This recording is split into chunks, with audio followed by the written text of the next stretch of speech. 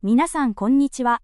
本日は、親に応える子供の愛の表現方法について、聖書の視点からご一緒に考えていきたいと思います。私たちは、普段、親からの愛を、どのように受け止め、そして、どのように返しているでしょうか。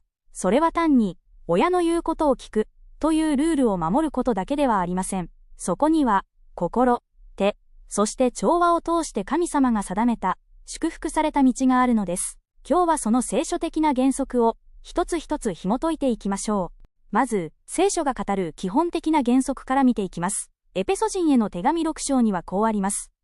子供たちよ、主にあって両親に従いなさい。これは正しいことだからです。そしてこれは単なる人間的なルールを超えた神の秩序です。実は、10回の中で、あなたの父と母を敬えという命令だけが、ある特別な約束を伴っています。それは、長寿と祝福。つまり人生において物事がよく進むという約束です。親を敬うことは、私たちが幸福に生きるための神様からの最初のアドバイスなのです。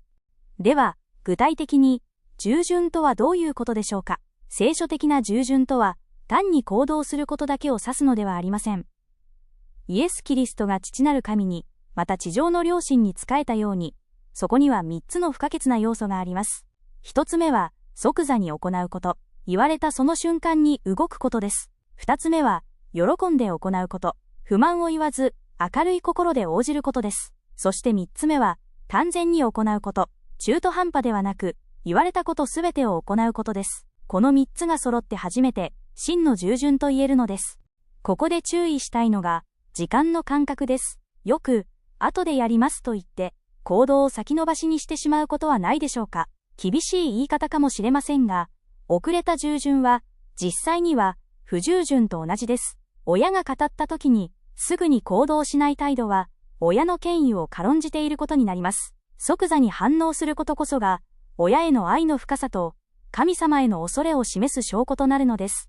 行動だけでなく、態度も重要です。たとえ言われた通りに行動していたとしても、その時の態度はどうでしょうか。親に対して目を白黒させたり、舌打ちをしたり、ドアを乱暴に閉めたりしていませんか。聖書的な基準では、このような態度は愛のない行動とみなされ、罪とさえ言えます。結論として、行動だけでは不十分です。言葉遣いと振る舞いの端々にまで、敬意を払い、心から親を尊重することが求められているのです。ここで少し視点を変えて、従順と敬意の違いについて整理してみましょう。従順とは、親の指示に従うという行為です。これは、子供時代には絶対ですが、大人になるにつれて、状況によって変わる場合があります。一方、敬意とは、親を高く評価し、尊ぶという心の態度です。あなたの父と母を敬えという命令は、子供が何歳になっても変わらない、一生涯続く神様の命令です。私たちは、親に対して永遠の敬意を持つ義務があるのです。しかし、親も完璧な人間ではありません。欠点があったり、未信者であったりすることもあるでしょう。そんな時、私たちはどうすべきでしょうか。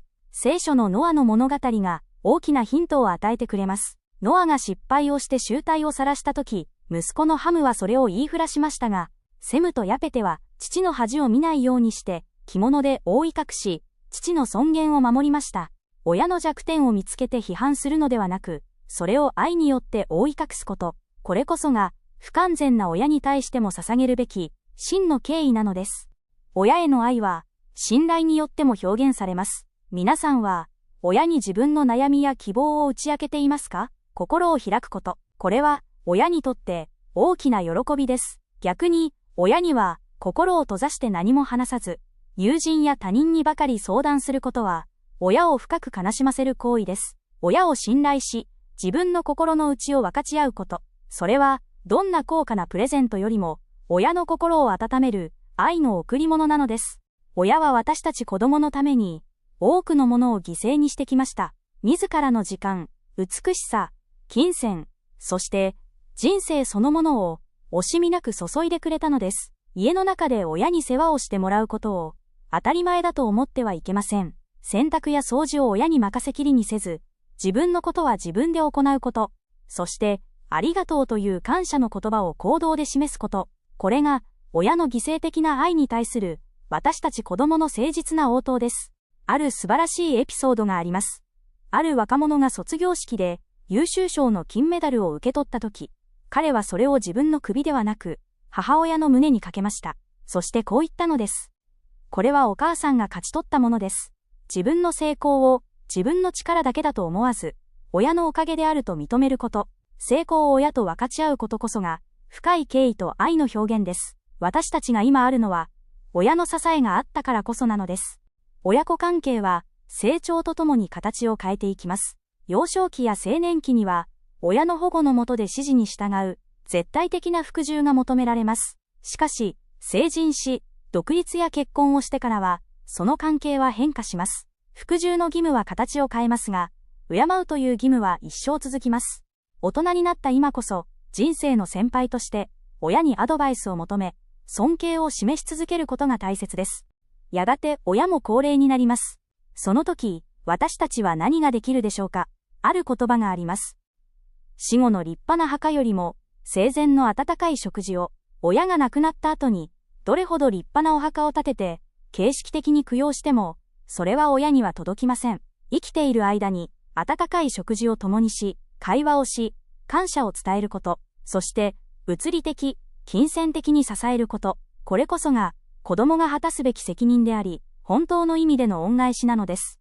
親にとって、子供からの最高のプレゼントとは何でしょうか。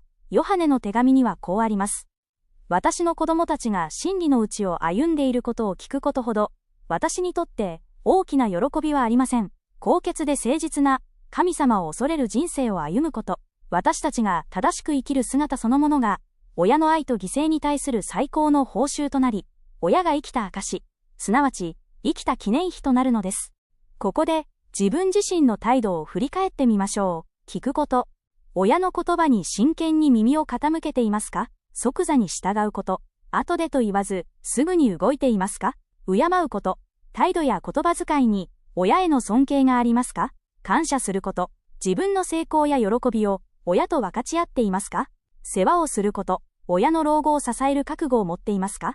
このチェックリストを心に留め、今日からできることを始めてみましょう。最後に、私たちの最大の模範である、イエス・キリストに目を向けましょう。イエス様は、地上での生涯を通して、両親に従われました。そして、あの十字架の苦しみの中でさえ、母、マリアのこれからの生活を案じ、弟子にその世話を託されました。親を愛し、敬うこと、それは単なる道徳ではなく、キリストに似たものへと変えられていく、信仰の旅路そのものです。神様が祝福してくださるこの道を、共に歩んでいきましょう。ご視聴ありがとうございました。